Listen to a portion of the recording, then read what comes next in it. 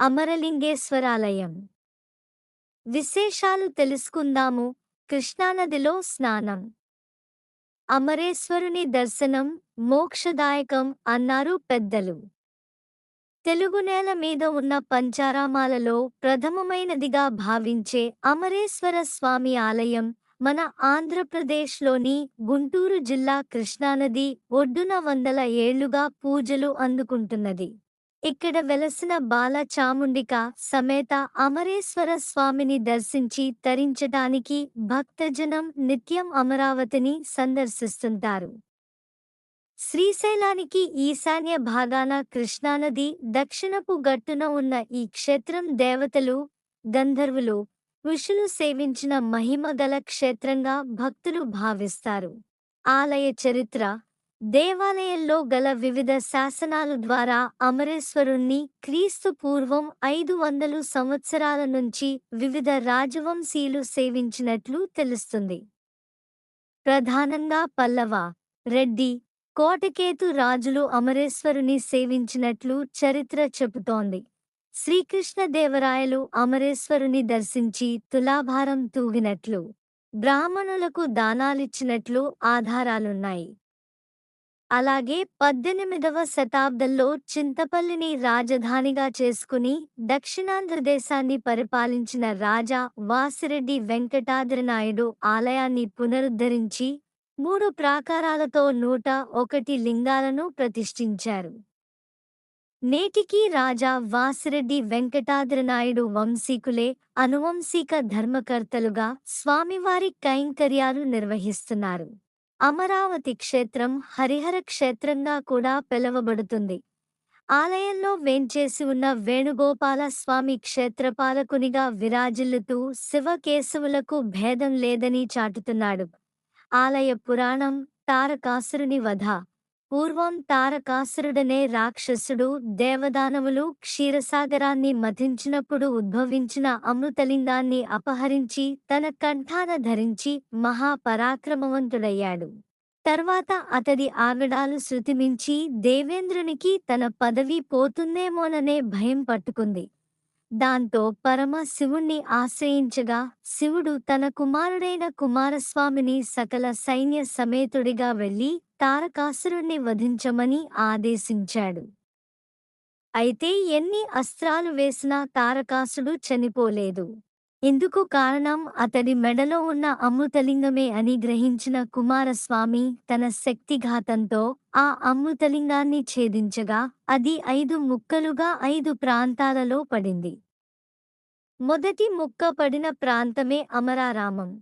మిగిలినవి కుమారారామం, ద్రాక్షారామం, భీమారామం, క్షీరారామం. అమరారామంలో పడిన ముక్కను దేవగురువైన బృహస్పతితో కలిసి వెతుక్కుంటూ వచ్చిన దేవేంద్రుడికి అప్పటికే అది లింగాకారం ధరించి దర్శనమిచ్చింది. వెంటనే దేవేంద్రుడు దానిని ప్రతిష్ఠించగా రోజురోజుకు తన పరిమాణాన్ని పెంచుకుంటూ పోయింది.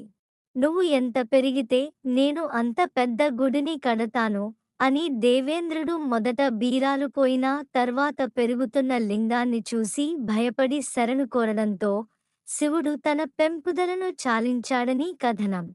పెరుగుతున్న పరిమాణాన్ని ఆపడానికి ఇంద్రుడు లింగం నెత్తిన శీల కొట్టి మారేడు దళాలతో పూజించాడని మరో కథనం. శీల కొట్టినప్పుడు 3 ధారలు జలధార, క్షీరధార, రక్తధార లింగం నుంచి వచ్చాయని, వాటి చారలు ఇప్పటికీ ఉన్నాయని భక్తులు భావిస్తారు. ఏకశిలా రూపంగా దాదాపు 15 అడుగుల ఎత్తున 3 అడుగుల కైవారం కలిగిన ఈ లింగం జగద్విఖ్యాతం. ఓంకారానికి ప్రతిరూపంగా స్వామివారి నుదుట 3 చిన్న గుంటలు నేటికి దర్శనమిస్తాయి. కృష్ణానది ప్రవాహం. శుక్రాచార్యులు బృహస్పతి రాక్షస గురువు శుక్రాచార్యుడు తన గణాలతో వచ్చి భవిష్యత్తులో సహ్యాద్రి పర్వతం మీద కృష్ణవేణి అనే నది పుట్టి ఇటువైపుగా ప్రవహిస్తుంది కనుక దాని ప్రవాహానికి అమరేశ్వరుడు మునిగిపోవచ్చునేమో అనే సందేహం వెలిబుచ్చాడు. అందుకు బృహస్పతి సమాధానమిస్తూ అమరేశ్వరుడు వెలసిన దీన్ని క్రౌంచగిరి అంటారని, దీని అడుగు పాతాళం దాకా ఉందని, దానివల్ల ఈ లింగం స్థిరంగా ఉంటుందని, కృష్ణమ్మ ఈ గిరి పక్క నుంచి వంక తిరిగి పారుతుందే తప్ప ఎన్నటికీ దీనిని ముంచెత్తదని బదులు చెప్పాడు.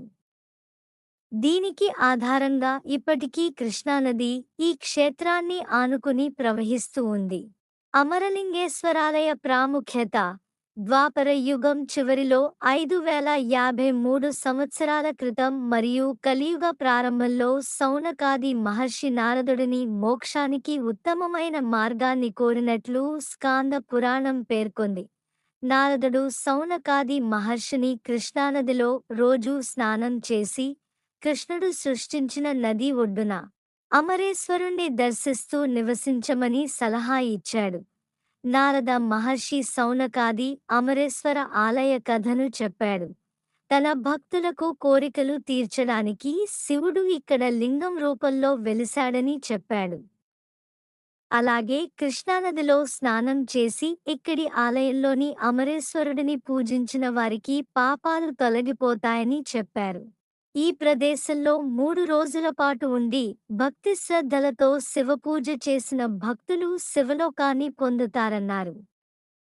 ఇక్కడ ఏ భక్తుడు మరణించినా శివుడు గ్రహిస్తాడు. అమరలింగేశ్వర ఆలయ ఉత్సవాలు.